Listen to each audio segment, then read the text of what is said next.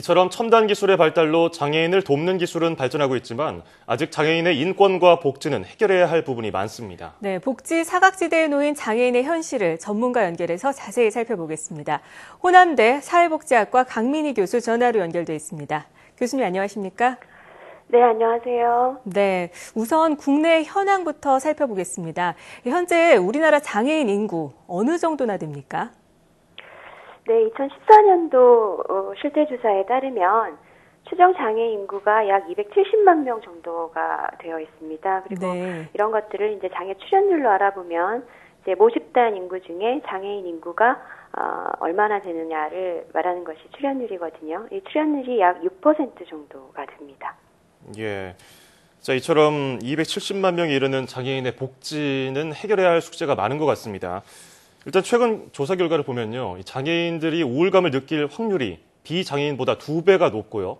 또 자살을 생각하는 경우가 5배가량 높다고 하는데 좀 가슴이 아픕니다. 이 같은 결과가 나온 주요 원인 어디에 있다고 보십니까? 네, 그런 원인들은 사실상 단순한 측면보다는 여러 가지 원인으로 살펴봐야 될 필요가 있을 것 같고요. 예. 일단 이러한 현상은 상당히 우울하고 자살을 느낄 정도의 상황에 굉장히 오랫동안 노출되어 있다는 것을 의미하는 거거든요. 이런 것들은 절대적 의미에서의 그 생활의 어려움이나 상대적 측면에서의 개인적인 어떤 사회적인 박탈감 이런 것들이 굉장히 많은 영향을 미쳤을 거라고 생각합니다. 특히 예. 절대적 빈곤을 경험하는 장애인의 수가 상당하다는 것은 전체적으로 보았을 때 굉장히 큰 의미를 가질 것이고 또 장애 인구의 그 경제활동 비율과 월평균 소득 이런 것들을 보면은 비장애인의 해당 비율의 절반 이하로 나타나고 있기 때문에 이러한 상황의 어려움이나 그런 그 상황에서 오는 박탈감 같은 것들이 굉장히 큰 영향을 미쳤을 거라고 생각합니다. 네, 장애인의 경제활동이나 소득 수준도 굉장히 열악한 것으로 보이는데요. 네. 특히 고령 장애인이거나 또 혼자 사는 장애인의 경우는 생활이 더 어려울 것으로 보이는데 실제로 어떻습니까? 네, 그렇습니다.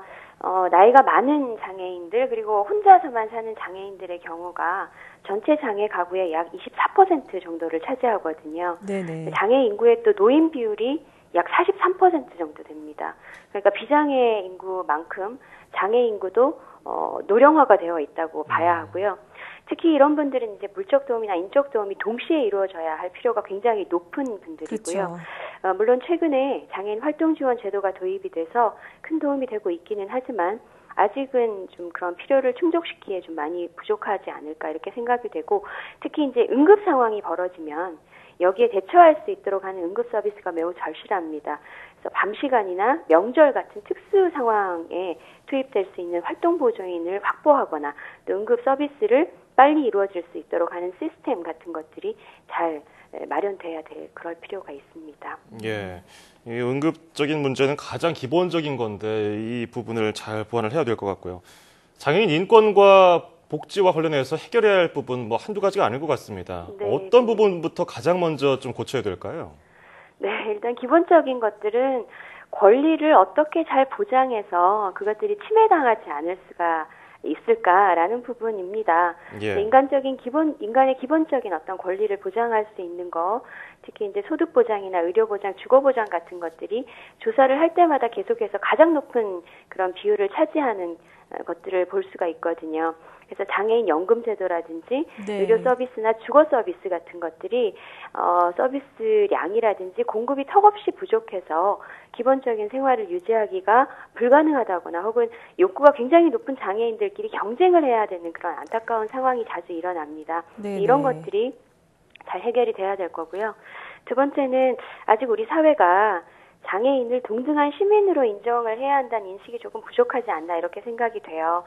그건 이제 한 장애인이 어떤 능력을 가졌나 이런 것보다는 장애인은 아직까지 누군가 도와줘야 하고 누군가 없으면 혼자서는 잘 못하는 사람이다 이런 인식이 굉장히 강해서 동정이나 베품의 대상으로 인식되는 그런 경우가 많죠. 그래서 우리 사회의 모든 사람들이 그러하듯이 장애인들이 가지고 있는 능력을 찾으려는 그런 정책적 노력이 우선 돼야 된다 이렇게 생각합니다.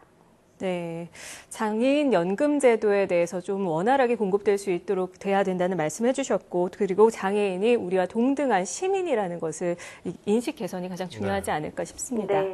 네. 지금까지 그리고 한 가지만 더 말씀해 주시죠. 첨언을 하자면 이제 기본적인 권리를 보장하는 것도 중요하지만 인권을 침해당했을 경우에는 또 어떻게 해야 되는가를 알려주는 것이 상당히 중요하다고 생각하거든요. 네. 그래서 이런 경우를 당했을 때는 해당 장애 유형의 협회라든지 이런 장애인 단체 그리고 상담센터 나가서는 국가인권위원회 같은 기관이 있다라는 사실을 알려주고 또 이러한 기관들과 접촉하면 문제를 해결할 수 있다라는 점.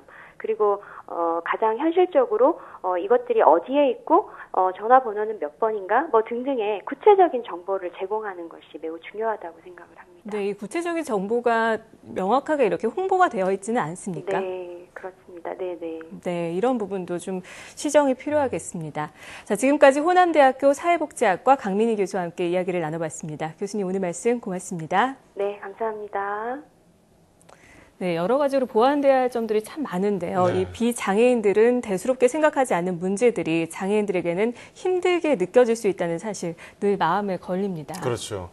말씀 들으신 것처럼 장애인과 비장애인이 동등한 상황에서 경쟁할 수 있는 환경을 하루빨리 만들어줬으면 좋겠습니다.